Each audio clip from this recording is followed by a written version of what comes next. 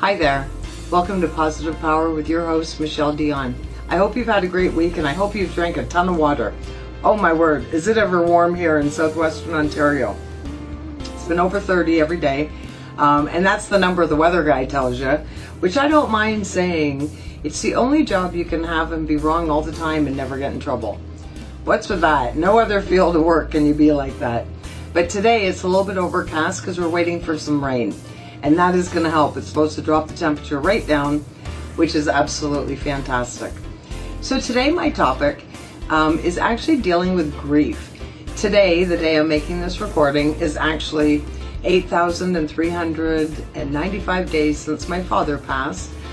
He drowned back in 1993 in a freak accident under the Blue Water Bridges. And so I miss him today as much as I missed him all those years ago, but in a different way. Now I am not so sad. I am sad, but I celebrate. I celebrate his life. I talk to him all the time. I really believe that he's with me. And so on that topic, I was looking at some interesting websites and I came across a really cool one.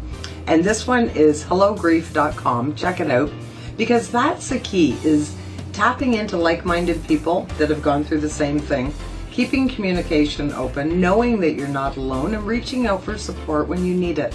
So very important. So there was an interesting little poll or survey on this site, which I thought was really interesting. And it was to pick your favorite way to stay connected with loved ones that you have lost. And the number one choice that people made was 50% said that they talked to them.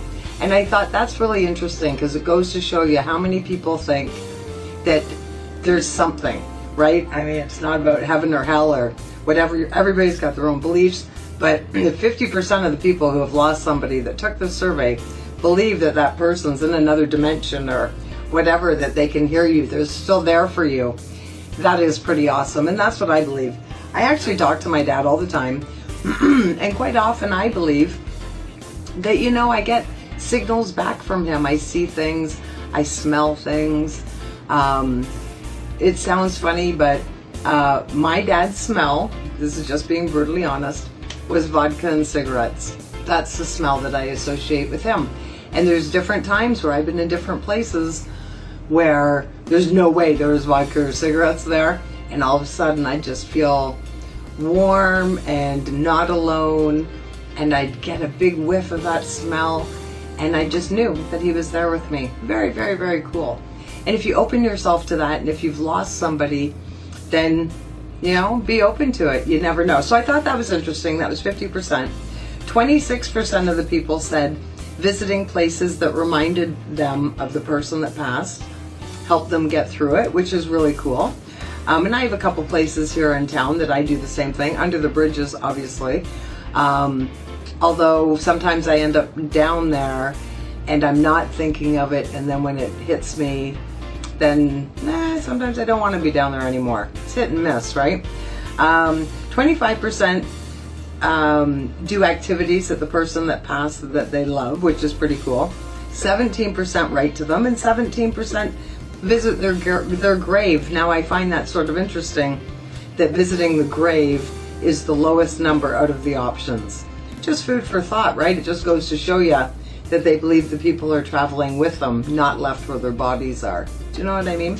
So I thought that was interesting. That's a great site to check out, and it's definitely something that you can get a lot of information from, and just know that, you know, celebrate life. You got to celebrate life and celebrate those that are gone.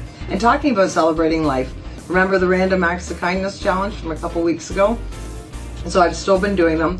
I've been buying more people coffee in drive-thrus, and just being generally a good person, opening doors, trying to do more things that don't include money, even though buying coffee for somebody does randomly. But this is what's really cool. Yesterday, my partner and I were going through a drive-thru. Total random stranger in front of us in a van that I did not recognize bought our coffee. So see, that's how it goes full circle. I do random acts of kindness for other people. Other random people do it back for me, and it works. It's a full circle. It's the circle of life, right?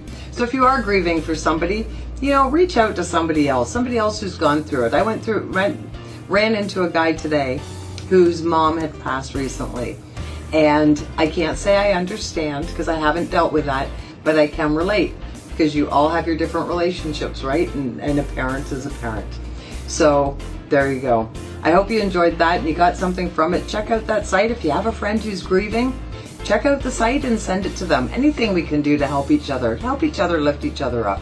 So very important. So have a fantastic week. Remember how awesome you are. You're perfect in your imperfections. And next week, we'll do this all again. Take care.